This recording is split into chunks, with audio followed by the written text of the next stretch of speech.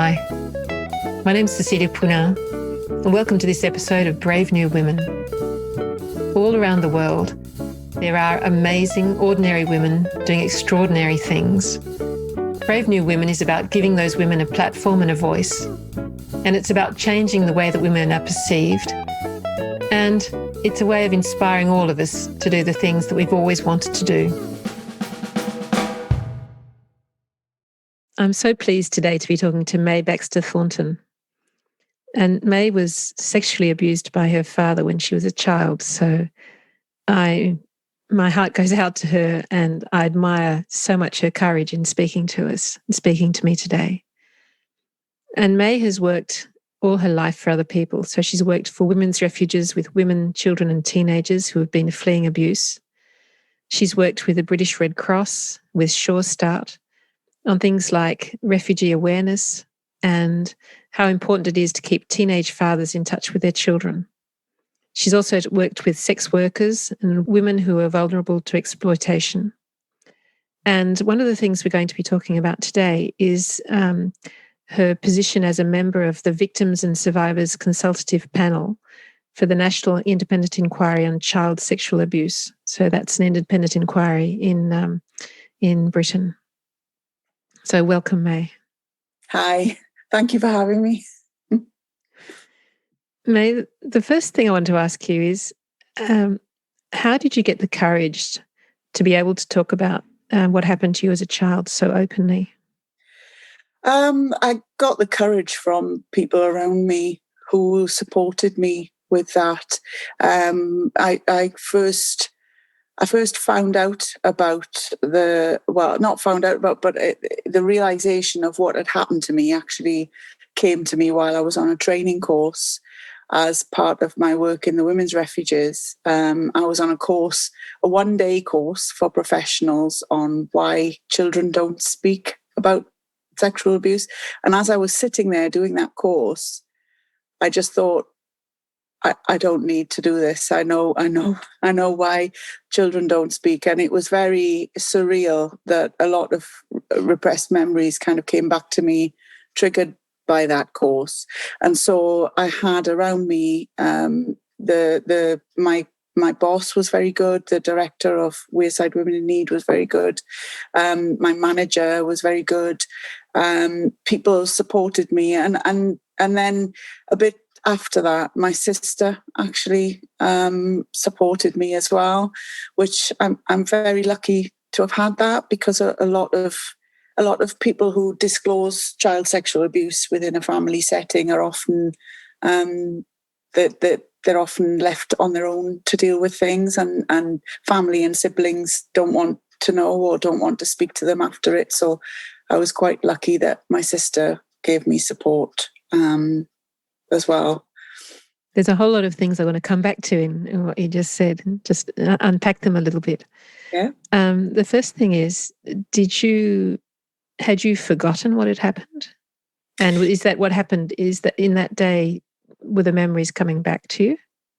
Yeah, I mean, a lot of the memories that I had were regressed memories, and it's not that I'd forgotten, but it hadn't dawned on me what the seriousness of what had happened. Because when children are growing up, and especially because my abuse happened when I was very young, so I was maybe, I don't know exactly how old.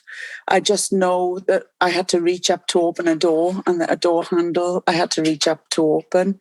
And so thinking back, I must have been very young, maybe three or four, maybe even younger.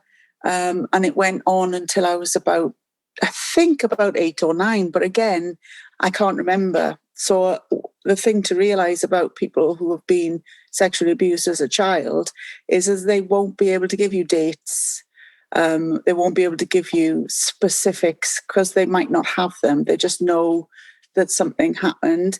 And I have, of those years, I have maybe 3 or 4 memories of bad things happening that were quite traumatic. But out of that period of time, a lot of it I had not forgotten, but like my brain had put away because I couldn't deal with what it, and also because I was living in a house with my abuser, it wasn't like it was somebody down the street who I could go home and be safe from. My home safety was where the abuse happened. And so in order to cope with that, I kind of had to deal with it in any way that I could, really. I didn't have any choice. I had to go there because, you know, if I had run away, which I didn't, if I had run away, I would have been taken back home. And so it was when the women on the course, the leaders of the course, were describing things of how a child would feel, and they were actually describing how a child would feel when they'd been sexually abused as a child. And I remembered feeling that way, and I remembered thinking, yeah, that this has happened to me. But that was really the first time when I knew for a fact that had happened, if that makes sense. It wasn't that I'd forgotten or that I didn't know, but it never really dawned on me that that's what that was. And you hadn't connected your memories with that, with saying this is sexual abuse. Yeah, and I had nothing to compare it to, remember. So when you're a small child, you know, you only know what the adults around you tell you. So I didn't know that what I was going through was any different to anyone else. Mm. So when you're growing up with it, you know, when you're a small child, when you're an infant almost, you don't have anything to compare it to. You don't have the life skills. You aren't able to make those connections in the same way that adults are. And that stayed with you. So, yeah. Do you remember how you felt as a young child? Anxious a lot of the time. I have an overwhelming sense of anxiety. We lived in a street where there was a mountain at the top of it. And I just remember going up the mountain a lot on my own to play. And I used to find some kind of sanctuary in amongst the trees and building tree dens and just climbing trees and being hidden amongst, you know, when you go into dense forestry, it's easy to hide. And I used to enjoy leaving the house to do that. But I have an overwhelming sense of fear, anxiety, not wanting to speak to people because I was a shy child anyway. And I think my father manipulated that and abused that and used the fact that I was shy anyway to encourage me not to speak to anyone. And so there was a fear of conversations. I was a kind of child that would hide behind you, if hide behind the adult I was with if somebody spoke to them. Very, very shy. And so, I just have an overwhelming sense of fear of doing things as well, not really having very much self-belief, fear of getting things wrong, you know, and an anxiety, a constant anxiety that was just always there. Are they still with you today, the fear and the anxiety? At times they can be. I have had therapy and I've worked through a lot of things.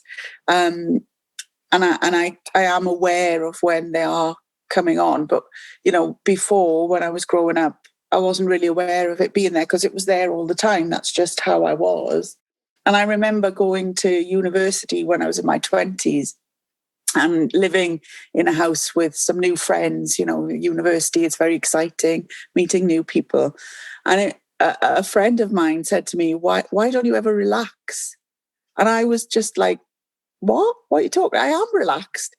But I was perched on the edge of the seat, leaning forward, you know, hunched over.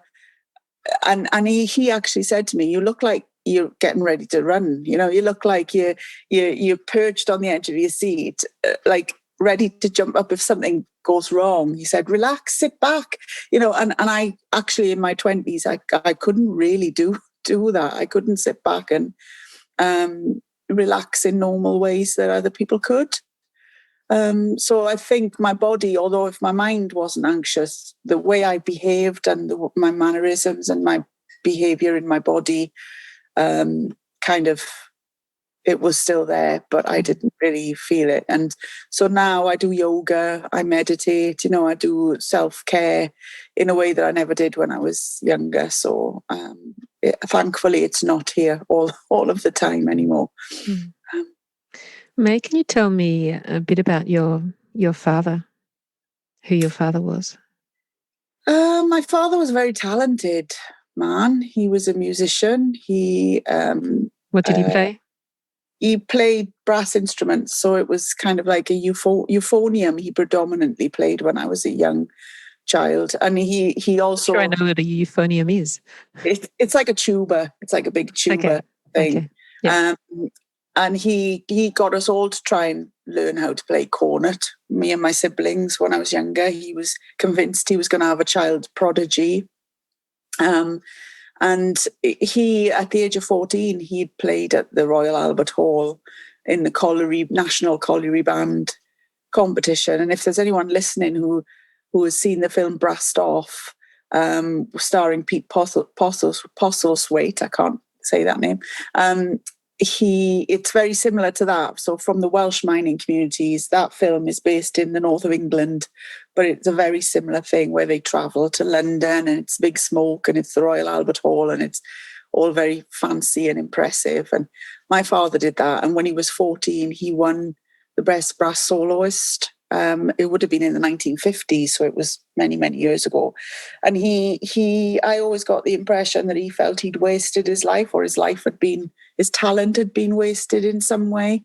And so he was never happy. I don't remember him ever being really overjoyed about anything or happy about anything. He was the kind of person who would pick holes in things, find fault in things. What would he have liked to have done?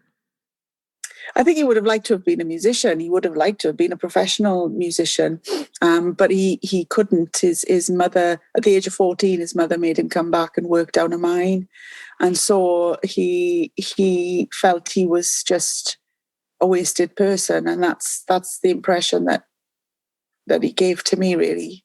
Yeah, just I don't feel any hate towards him, even though what he did, he did sexually abuse me, but he was never happy, and he was never. I wish I could say he gained some joy or happiness from the way he treated me, but I don't know if he did, and so there needs to be more study into why people do those kinds of things. I don't think enough has been enough research has been done into it to fully understand why people behave the way that they do. And how was he seen in the community? He was, well, again, I was a child, so I've only got his impression of things, really. But from what I saw, he was social, very social. He was always down the pub. He knew a lot of people, and he was always talking to people, and he was always like out socializing. He was a drinker, but a lot of people in Wales were drinkers or are drinkers still. So it's not like that was particularly seen as a bad thing at the time, because he was, the same as a lot of other people in this community. But an example I can give is that, he used to be a long distance lorry driver, and he used to drive around the country, and he would come back, and one of his tricks was like getting up on the table and singing "I'm the King of the Swingers" after Jungle Book came out, when it originally came out in the cinema. And, it's like that to everyone was hilarious. That was great. He was a really talented musician. So I've no doubt he could stand up and sing it and be really good at it. But nobody questioned why, when none of his children had seen that film, or he didn't have children at that point, or whatever it was, why a man would know that, why he would have gone to the cinema however many times, because it was only out in the cinema. This is pre, when Jungle Book came out, it was pre-video cassettes, and it was pre DVDs and streaming. So it's not like he was sitting on his own watching this. He would have gone to a cinema to watch that film. But I mean, in the community, he was very social, quite gregarious, quite charming. So at the time, do you think that anyone could have picked up, if they'd been slightly more in tune, do you think they could have picked up what was happening? The sad thing is, I think that they probably, some of my family anyway, were probably aware of it happening. My father didn't speak to his siblings all of our childhood. He didn't speak to my aunties and uncles. And I only found out later in life, I only found out really after I disclosed my abuse, that one of the reasons, or the main reason, why my aunties and uncles didn't speak to my father was because my uncle had accused him of doing something to one of his nieces. And, that niece, my cousin, she's a good 10 years older than me, at least. And so, they could have stopped it. But, people say it was the time and you didn't do those kinds of things back then and blah, blah, blah. But I think, yes, they could have stopped it if any of them had stood in and helped him as well, because if he was doing it, it's like it's not great for him either. No, I don't think he got any joy out of it.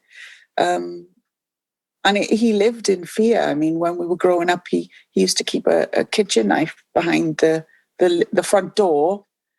And it was only later on in life, it was because he'd been accused of behaving that way with a young person.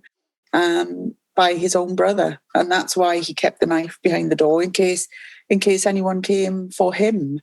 But he wasn't happy, and I think I think people could have maybe stepped in and done something if they'd been. I have issues. My mother must have known, but she didn't do anything. But when I look back, she was abused by my father as well. So I don't know. Physically, violently, or yeah, he was just a very controlling individual, and he liked to control everything. And he would get physical if he didn't have his own way, like anybody who's a perpetrator of this kind of abuse. Really, he would just. My older brother can remember my younger brother when we were in a pub with my father one day. My younger brother did something to annoy my father and was like punched off a chair, and this is by a full grown man. Now, who were the people in the pub who would watch that and not say anything? It's like, could people have intervened? Yeah, they probably could have. But either they might have been scared of my father because he was quite violent, or they didn't see it was any of their business because it wasn't their child. And a lot of people do feel like that. It's not my child, it's not my business, which is a bit sad, really. But a lot of people. I don't want to get in. I don't want to get involved. It's too much trouble. Yeah. I don't know what the situation is. All those things. Yeah.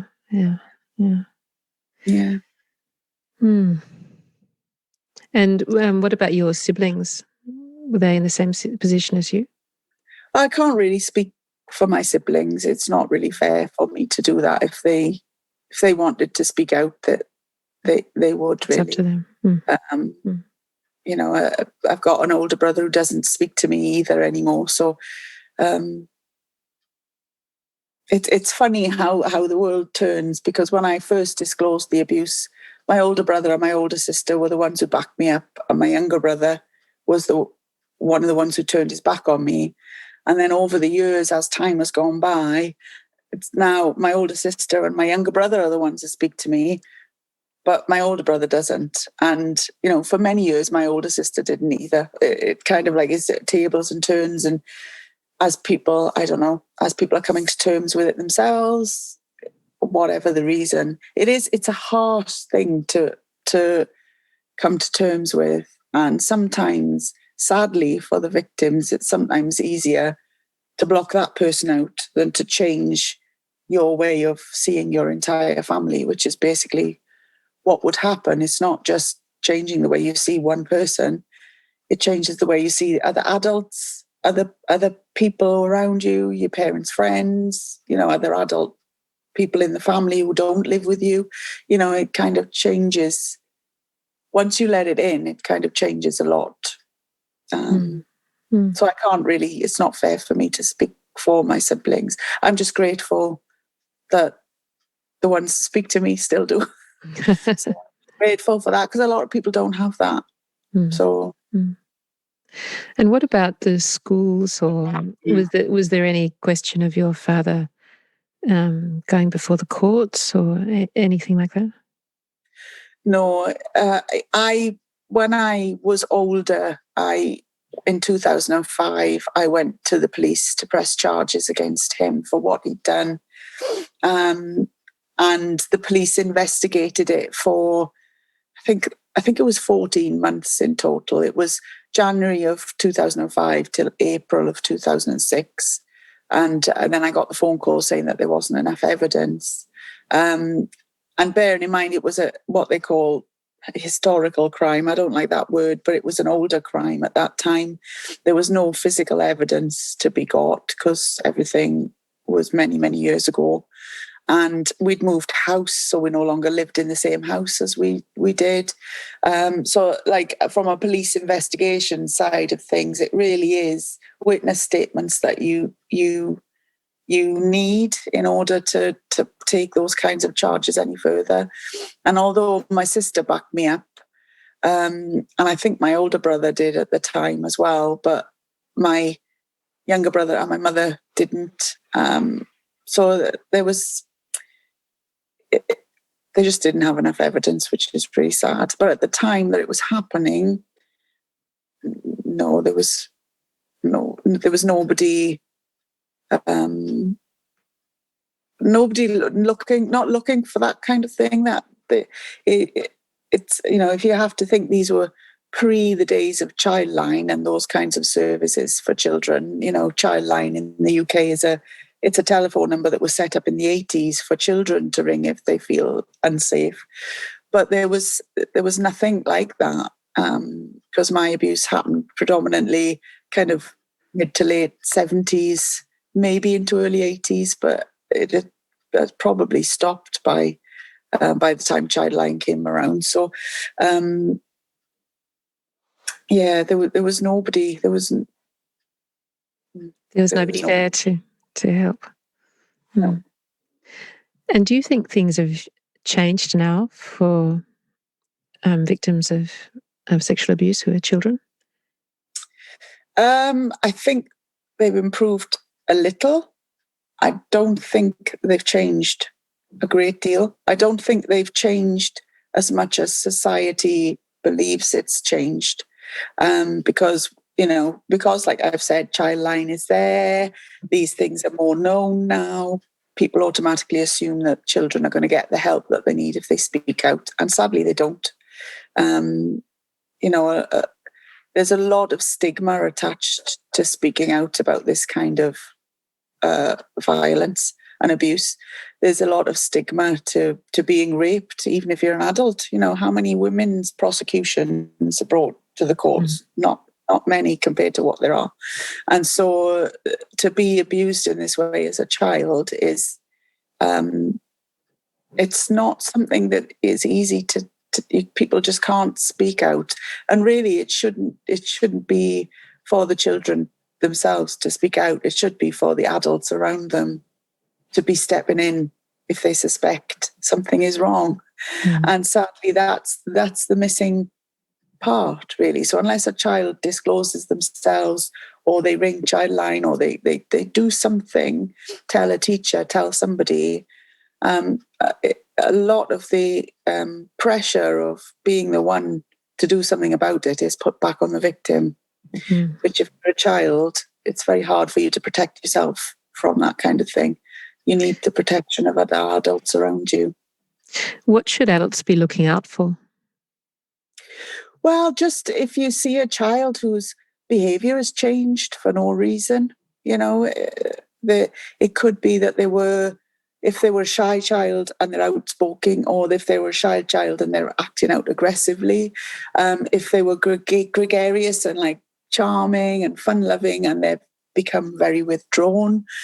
So if there's changes in a person's character or their behaviour, that is a sign that maybe. So, and it doesn't necessarily mean it's a sign of abuse, but it could be a sign that something is wrong for the child.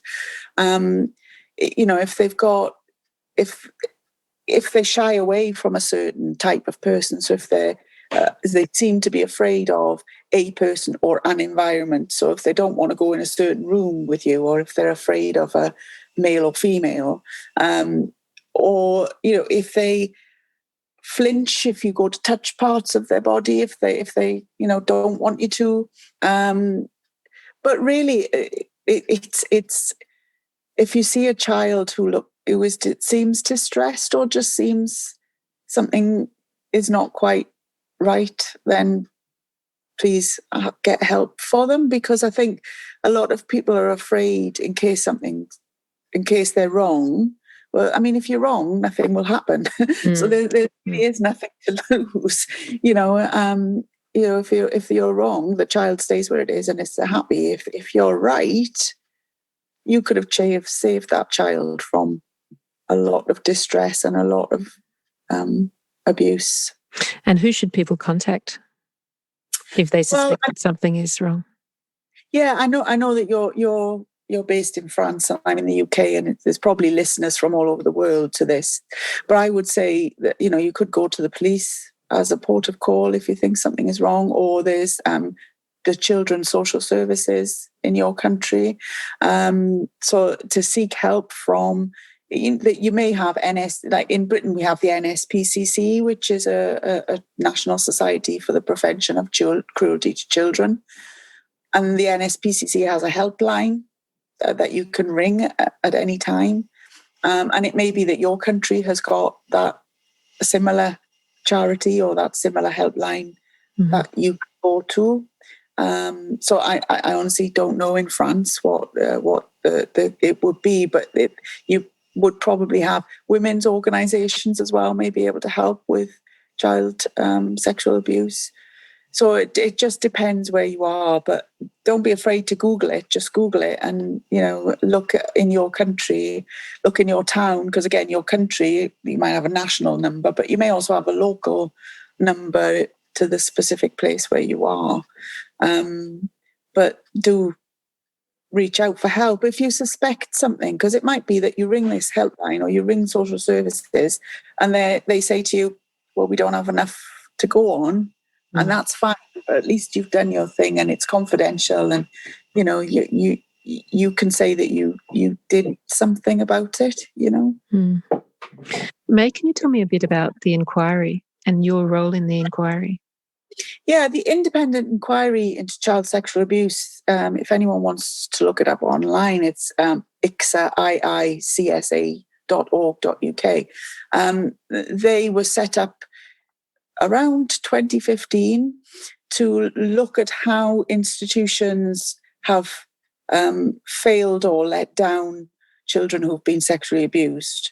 So it's got quite a wide remit. If you look on their website, I think there've been 13 investigations that the panel have worked on to date. There's a lot of research has been done, and they've published research reports on various things.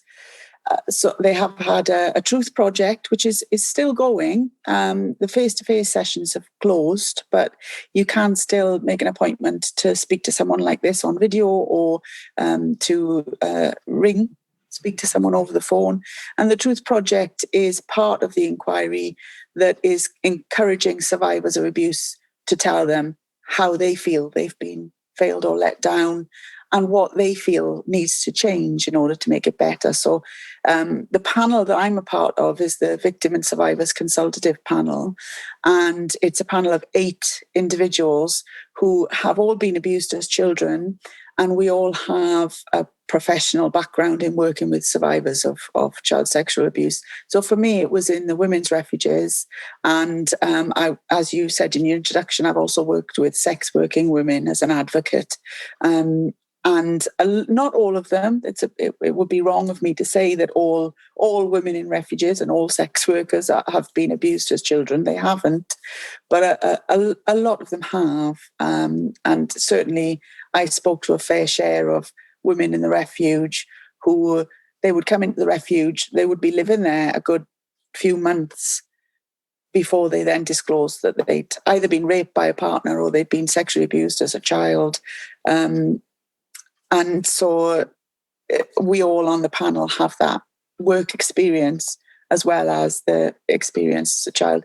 And I've got to say, this is the first place where I've been able to use both of those things in a productive way, because as a professional, there's a lot of stigma around coming out as a survivor of child sexual abuse, because there is a lot of stigma, unfortunately, in society around survivors of this kind, that they must all have issues, or they must all go on to abuse other people, or there's all of these thoughts that people have in their head about survivors, which it's actually not true. And there has been no research on how many police officers have been abused as a child, how many teachers have been abused as a child, how many youth workers or nurses. There's no research into that. So nobody can really say that survivors of abuse will definitely go on to do anything, really, because it's down to the individual.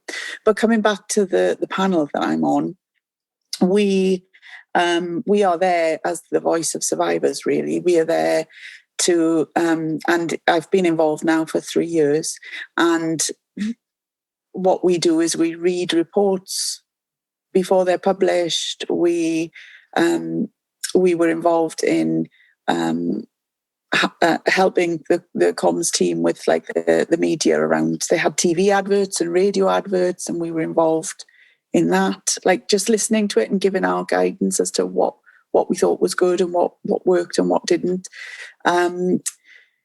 The only thing we haven't really been involved in is the investigations, because by law we're not allowed to. By law, it has to just be the panel and the team of lawyers really that work on that. But apart from the investigations, the panel that I'm involved in has been involved in a lot from beginning to end as well. So with the Truth Project, we weren't only involved in the TV adverts, but we were involved from the very start in setting up how it's run, how many facilitators there should be. My colleagues were involved in that because I kind of joined a bit later on. But the panel that I'm on, really, we're there to make sure that what survivors would want the outcomes of the inquiry to be. We're there to try and ensure that happens, and that obviously we can't influence what the recommendations will be. I'd be lying if I said that, but we are there to give our thoughts and our perspectives, and if there's anything we feel is missing, then we are there to say that, really. And what would your recommendations be if you were on the inquiry? What would your recommendations be? A good question. I think it's difficult because the whole system needs to change. And I think that my recommendations would involve people actually putting the children first. Because on paper, it says that they do that. But in reality, that's not quite how things work. So I think for me, any recommendations really should have professionals, and when I say institutions, that also means people who work with people who are abused within the home. So, if you're an institution, you're a school, you are a social worker, you're a nurse or a doctor who might come into contact with people who still live at home. Institutions doesn't necessarily mean have to be in a care home or you have to be in a hostel of some kind. It's not. It is anybody who has been abused who's come into contact with a professional. And I think for me, the importance of professionals actually doing what's best for the children, and to basically for people to be held to account as well. Because I think what happens if children are failed by a county council, by a social services department, by whoever it is. There have been cases where it's people have been found guilty in court of things, and there's evidence that people have been failed, but then nobody in those professional jobs, nobody's held to account. Nobody is really pinned down to say, hang on, why did you've got all this evidence all the time and nothing happened? Why is that? There's no accountability for leaders, the leaders of the departments and the councils. There needs to be more accountability. There needs to be more people held to account and taking responsibility if things should have happened and didn't happen, really. I'm left I don't know. about... It's difficult. You're asking what my recommendations are, and it's really difficult to answer that because it is a very complex thing. The panel have got a hard job ahead of them. So you're pleased you're not on the panel, you're just on the... Well, we're there to kind of make sure that what comes out of the panel we agree with, and that we can help them in some way as well. So, I mean, I feel it as though when you're talking about your father, you say that he was somebody who was very controlling, but you also say that he was someone who was very unhappy. And I feel that people like him, they probably need a lot of help. And that if he was a happier person, then perhaps he wouldn't need to be controlling what was happening so much, and perhaps he wouldn't have needed to be abusing children and you. But I just wonder, what I wonder is the criminal justice system the best way of dealing with the problem? And how is it possible to access the perpetrators of child sexual abuse to make them happier, to make them aware that what they're doing, I mean, I think they probably know that what they're doing is not right. What are your thoughts on that? The key for me is prevention. There is no prevention. There is if people are caught doing something, or they've suspected that they could do something, then they might be offered a program. And in the UK there is a charity called Stop It Now, or an organisation, I'm not sure if they're a charity, but Stop It Now run programs for people who have these thoughts about children. So they do work with people who have these thoughts to try and prevent them going on to abuse children.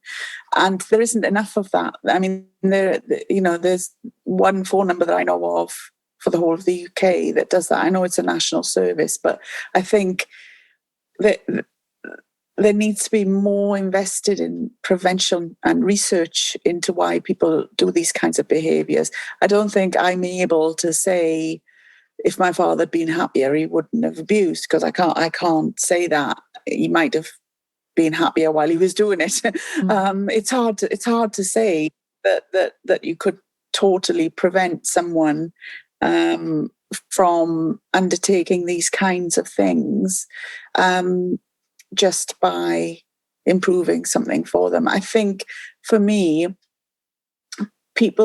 it needs to be picked up when people are young, if it can be. I mean, if you can catch it in childhood or in adolescence, then if people are worked with, then you could possibly, we've got more chance of preventing them going on to be abusing adults. I think unless there's a lot more research and a lot more prevention, I think it's difficult for me to answer that, really. My father did what he did, and he probably would have done it no matter what situation he was in. But I couldn't say for sure whether he would or whether he wouldn't. It's difficult, really. There was a woman called Françoise Mar who I interviewed, who was working with women who are victims of domestic violence. And the figures she gave me just blew my mind. So she said that a third of women in the world are victims of domestic violence, and in Western Europe, it's a quarter of women. So it's not a minor problem. Do we have any sort of statistics with child abuse? There was some recently around 1 in 8, I believe, was a statistic that was. Where did that come from? I think it might have been the police. It was a statistic. I can't exactly remember where it comes from. But the instances of child sexual abuse are very high, especially online. Now, a lot of people don't think that by watching a video or looking at images online that they're actually abusing children. People don't see the connection between doing that and abusing children, but actually you are. If you're watching something where a child is getting sexually abused, then you're creating a market for the people who do that abuse to go out and do it more. And so you are buying into the fact that this exists in our world and that it should exist. And so, there was something, I can't remember the exact statistics around it now, but there was, during lockdown particularly, there's a lot of people who have been viewing images online, and predominantly it's young men. It's young men aged between, I think it was 18 and 35, or 18 and 24, something like that. It's young men are predominantly the people who are viewing this material. And as long as that material exists, child sexual abuse will exist because there's a market for it, and it's driven by commerce. It's driven by money at the end of the day. Yeah. The thing that really strikes me both with the abuse of women and of children is that it's what's happening in the intimacy of people's homes. So it's at home or in institutions, and it's very private. And so it's very difficult to access. I mean, if people are being violent in the streets or, outside, it's visible. Whereas what's happening within people's homes is it's private and it's invisible. And so I think it's going to be very difficult to be able to change it. And I think it will be very difficult unless we change culture, unless we make it more acceptable for a neighbour to ring the police if they hear something or see something untoward. Unless people are more accepting of that kind of thing. It can happen in people's homes, but people visit people's homes. You've got friends, you've got family members, and often a lot of people might think, oh, something's not quite right there, but then put it to the back of their mind and not think anything else about it. And actually, if we lived in a world where people could take steps more easily to ask questions, to intervene, to offer support to people who they think might be needing it, then it makes it harder for the abuser to carry on doing it. The more, and especially with child sexual abuse, I mean, silence is the sexual abuser's best friend. If everybody stays quiet and it continues to be taboo to speak about this kind of abuse, then people will continue to just get away with it. You'll continue to hear newspaper articles and stories on the press where somebody's been arrested and they've been abusing people for 20 years. It's because society doesn't openly look for child sexual abuse. And so it doesn't openly protect children by looking for signs and symptoms and looking for any behaviour that's not quite right. Mm. Mm. May, if you've got a message for the people who are listening, what would that be? I think if you're listening and any of what I've said rings true, and like you kind of maybe think you might be in a similar position to what I've been in my life, is to speak to someone. I guess my advice would be to speak to someone. If you feel like you can speak to someone you know, then choose a trusted adult or someone that you know to speak to. If not, there are helplines that you can call. If you just Google, helpline, it could be a domestic abuse helpline or a sexual abuse helpline or a child helpline. There are helplines that you can speak to strangers, and kind of sometimes it's better to speak to a stranger than it is to someone you know. Sometimes it's harder to speak to someone you know, because someone you know is more likely to question whether what you're saying is true, and someone on a helpline isn't going to do that. So I would say, don't sit in silence. Don't sit on your own and cope with these kinds of things alone. If you are someone who's listening, who has been listening to what I'm saying and has thought, actually, so-and-so, their behavior's changed, or I don't think there's something quite right with this friend or this family member, then, take steps. And whether that's you ring a helpline yourself because you want to remain anonymous, there are helplines that you can call if you're worried about family and friends.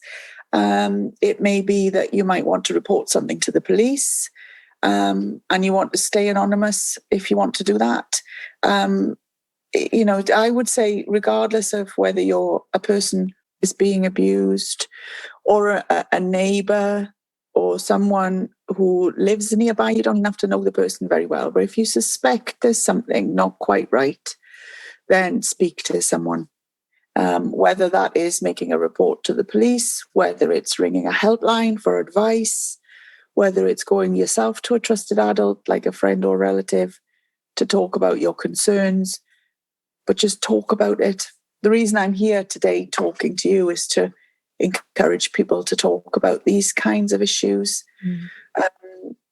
Because, you might not think it's dinner conversation to be talking about child sexual abuse, but actually you could talk about what would you do if you saw someone? How would you react to it? It is okay to speak about these kinds of things. So that would be my advice, really, is to seek help and know that you're not alone, even if it feels very much like you are on your own. There are others out there, like myself, who have been through the same thing or similar things. Nothing will ever be the same as what you've been through, because we're all different and we've all had different experiences. But we may have been through something very similar. Unfortunately, abusive people have traits that, they can be manipulative, controlling, trying to stop people getting support and help from friends and relatives. So just speak out. Don't sit in silence and suffer on your own. May, what really strikes me when I'm speaking to you is that you have, your abuse happened when you were pretty small, and that had a pretty major effect on your life. But you've managed to come through that, and that you've managed to help a lot of other people, that you're able to speak about it with such openness and such courage. And I really think that should be applauded, the way that you have turned something that was very, very dark into something that is then very, very much able to be turned towards other people and helping other people. And I just think that's really worth recognizing. So, thank you. It's very kind of you to say. But if you'd spoken to me 20 years ago, I would be a different person. So it's taken that, I'm in my 40s, so it has taken a long time to get over some of the issues that this has left me with.